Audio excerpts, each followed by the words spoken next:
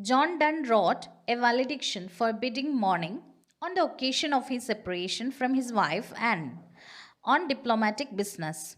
The poem concerns what happens when two lovers have to part and explains the spiritual unification that makes this particular parting essentially unimportant. The speaker argues that separation should not matter to him and his lover because genuine love transcends physical distance. They are having a spiritual love. They are not having any external love, that means physical love. They are having the spiritual love. Let me explain each stanza. The first stanza: as virtuous men pass mildly away and whisper to their souls to go, whilst some of their sad friends do say, breath goes now, and some say, no. The explanation: good people die peacefully and good people go to heaven. Some people say he is dead and some say no. Here you can see the breath goes now and some say no. And some say the breath goes now. Some friends used to say the breath has gone and some say no. He goes to the afterlife peacefully. Donne compares this kind of peaceful parting to the way he and his wife will separate. The separation of his wife and he is denoted here as the virtuous man passes mildly away, silently away. The virtuous man is good in his life and he passes mildly away. He passes mildly away. So, just like that, he says his wife and he will pass or he will separate.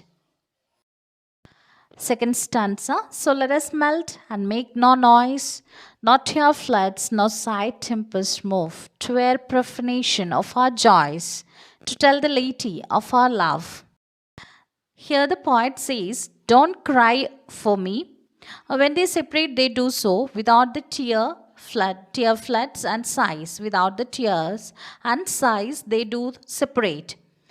And he and his partner would never be so stupid as to explore the emotions to the common people. It is written here to tell the laity about our love.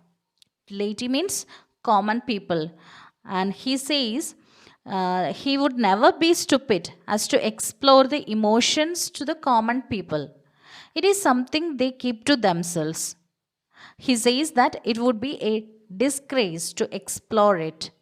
If we explore it, it will be a disgrace or a disgraceful thing. So, to the common people, they never explore their love. That's what through this stanza the poet means. Third stanza: moving of the earth brings harms and fears. Men reckon what it did and meant, but trepidation of the spears, though greater far, is innocent. Let me go for the explanation of third stanza. It introduces another image of natural disaster, that is earthquake. It is something unexpected. Earthquake is unexpected and unexplained. This also bring harms and fears. Next two lines refer to the celestial spheres or concentric circles in which the moon, stars and planets moved. He sees his relationship much more powerful. Fourth stanza: dull sublunary lovers' love, whose soul is sense, cannot admit absence, because it doth remove those things which elemented it. Here, through this stanza, the poet describes the lesser love of others. They cannot admit the absence because they are having bodily love. Because of their bodily love, they cannot admit the absence or they cannot admit the separation. But we, by a love so much refined that ourselves know not what it is, assured of the mind, careless, eyes, lips, and hands to miss. Explanation: it is a contrast to the fourth stanza. He says about his own relationship, the love is so beyond the physical world. physical world, beyond the physical world, that their love is spiritual. Their love is spiritual. They are seeing the beauty of the mind and do not care for the eyes. Here it is written, do not careless, eyes, lips, and hands to miss. They do not care for the eyes, lips, and hands. That means physical or external beauty. They are not bothered about external beauty, but they are bothered about inner beauty, spiritual beauty. When they part, these are not the elements they will miss about one another. So when they get a separation, it is not the elements that miss. It is their inner beauty. Okay, inner assured of the mind, inner beauty or spiritual beauty. Sixth stanza. Are two souls, therefore, which are one, though I must go, endure not yet a bridge, but an expansion, like gall to airy thinness beat. Here we can see a declaration about marriage. They might have two separate souls, but now they act as one. Their love will stretch as gold does when it is beaten thin. Gold as a representative of their love. It is so important. Gold, he compares gold as their representative of their love. Seventh stanza. If they be two, they are two so. As stiff twin compasses are two. Thy soul, the fixed foot, makes no show to move but doth if the other do. Explanation. Here the poet says his wife and the poet are just like two legs of a compass. Just like two legs of a compass. Donne says of his wife as being the fixed foot. He says his wife is as being the fixed foot of the device. She has the steady soul. She has the steady soul. Next stanza. And though it in the center sit, yet when the other far doth roam, it leans and hearkens after it, and grows erect as that comes home. Here the poet describes the movement of the fixed foot is further described, and initially it is in the center of their world and everything revolves around it. The last stanza. Such wilt thou be to me, who must like the other foot obliquely run. Thy firmness makes my circle just, and makes me end where I begun. Explanation of the final four lines.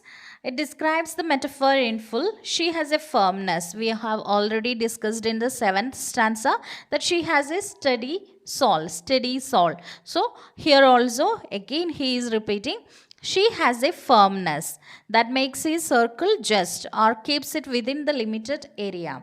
He cannot go anywhere. There is a limited area because it is connected to her. No matter what he does or where he goes or where he roams, no matter where he can go wherever he likes and wherever he roams, he can. But she will always get him back to where he began.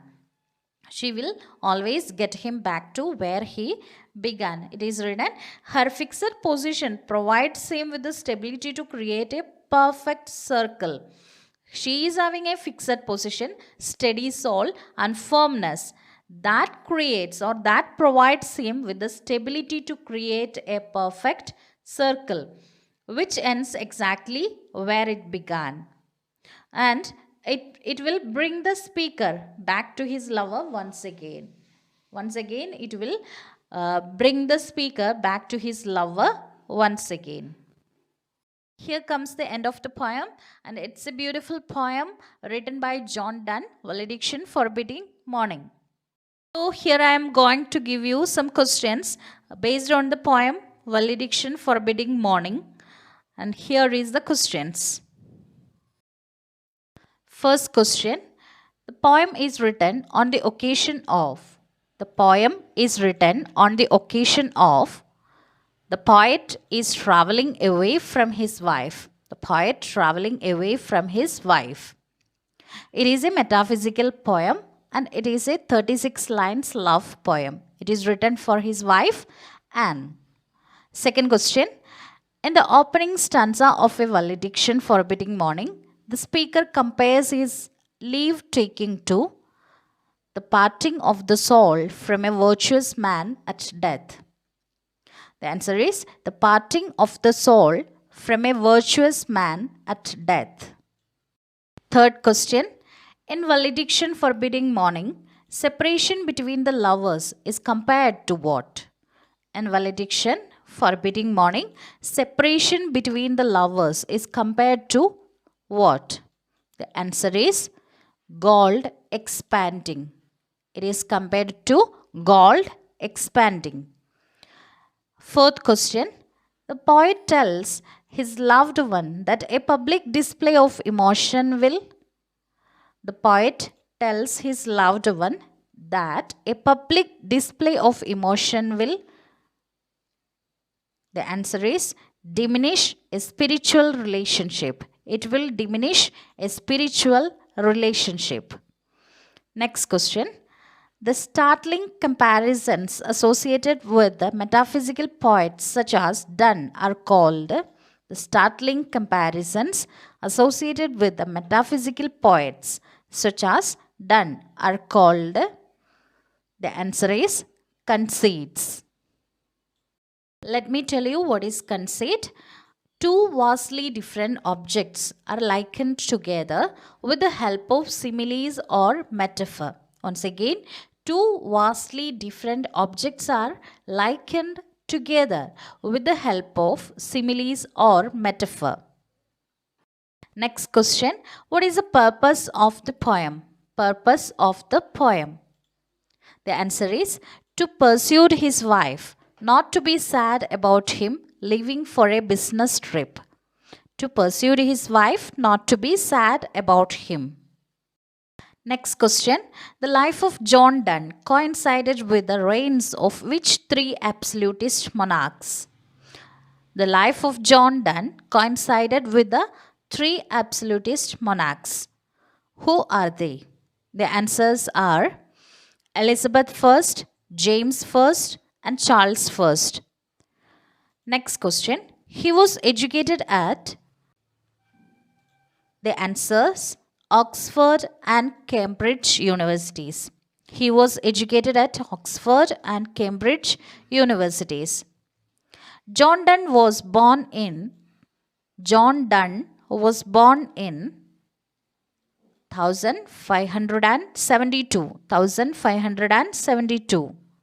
Next question. To what profession did Donne belong? To what profession did Donne belong? The answer is the clergy. The clergy. Next question. In what religion was John Donne born? In what religion was John Donne born? Roman Catholicism. Roman Catholicism. Next question. John Donne held what office at St. Paul's? John Donne held what office at St. Paul's? The answer is Dean. Next question. Donne is a poet in the period of. Donne is a poet in the period of Elizabethan period. Elizabethan period. Next question. The term metaphysical poets was coined by. The term metaphysical poets was coined by. The answer is Dr. Samuel Johnson. Dr. Samuel Johnson coined the term metaphysical poets. Next question. Who commended Donne for not keeping off accent deserved hanging? Who commended that Donne for not keeping off accent deserved hanging? The answer is Ben Jonson. Next question. Why does the poet declare that their love is like a pure gold? Why does the poet declare that their love is like a pure gold? The answer is because it can be stretched and never break. Because it can be stretched and it never break. Next question. What sorts of men are said to pass mildly away in the poem? What sorts of men are said to pass mildly, silently away in the poem? The answer is virtuous. Virtuous men are said to pass mildly. Next question. John Donne compares the lovers to the feet of a compass. It is a fine example of what? John Donne compares the lovers to the feet of a compass. It is a fine example of, the answer is metaphysical conceit. Metaphysical conceit. Next question. According to the speaker, what brings him back home? According to the speaker, what brings him back home? The answer is his wife's firmness. His wife's firmness. Next question.